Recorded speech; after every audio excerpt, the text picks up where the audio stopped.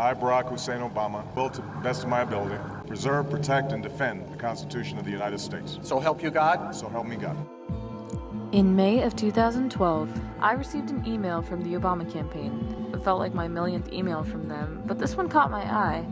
It was from a man named Jake Alter asking me to become a summer fellow in Greensboro for President Obama's re-election campaign. Luckily, earlier that day I had read a New York Times article about the lethargy of the Democratic Party. Otherwise, I don't know if I would have made the split-second decision to apply for an internship that reshaped my views on people, politics, and the importance of action. So my cold night, a heavy snow. The election process was a journey for me, so I'll start at the beginning. Earlier in 2012, the Republican primary candidates had been established and they began fighting for the coveted role of the presidential nominee. There were some interesting discussions of a variety of issues.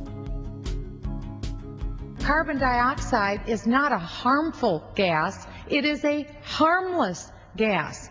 And when they ask me who's the president of you, Becky, Stan, I'm going to say, I don't know. There's something wrong in this country when gays can serve openly in the military, but our kids can't openly celebrate Christmas or pray in school. But finally, by April, Mitt Romney became the Republican nominee and it was game on. One of the first things I learned to do was phone bank. I've probably talked to over 1,000 different strangers about the necessity of their engagement. Ironically, this made me more patient and tolerant.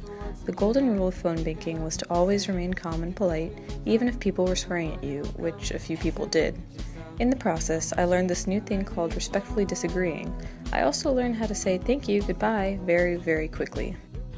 The next component of being an awesome fellow was daily voter registration. Every day for at least 3 hours, a few of us would head to the local grocery store, the Department of Social Services, or other public places to register people to vote. In North Carolina, one of the main Democratic strategies was to expand the electorate, so it was critical that we met our astronomical goals. The only thing that made standing in the sun bearable was the people I met. Everyone had a unique motivation for voting, and their sincerity got me through the long days. The big event, however, was First Lady Michelle Obama's visit to Greensboro.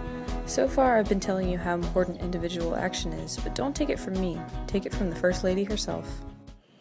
Every time you take an action to move this campaign forward, we're asking you to inspire just one more new person. If you're knocking on doors, bring one friend. That little knucklehead that's not doing it. Bring him. Before I knew it, the summer was over, and it was time for me to leave Greensboro. That doesn't mean my work on the election was over, however. It just meant that I had a new community to organize, the University of North Carolina at Chapel Hill. Campus organizing would be a challenge, as I would soon find out. We had to mobilize college students to give up precious free time to volunteer, vote, and care about the election. Enter Kyla.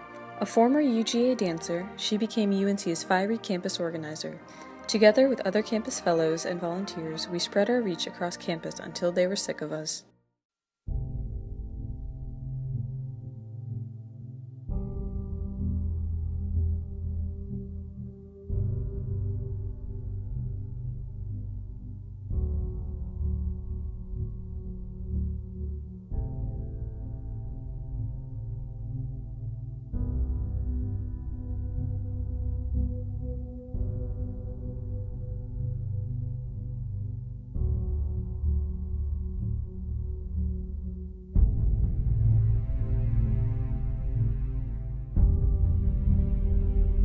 Governor Romney has a perspective that says if we cut taxes, skew towards the wealthy, and roll back regulations, that we'll be better off. I've got a different view. Trickle-down government would work. That's not the right answer for America. You give the president a 90+ chance of winning the election. Most of those are very close elections, maybe a little bit like 2004.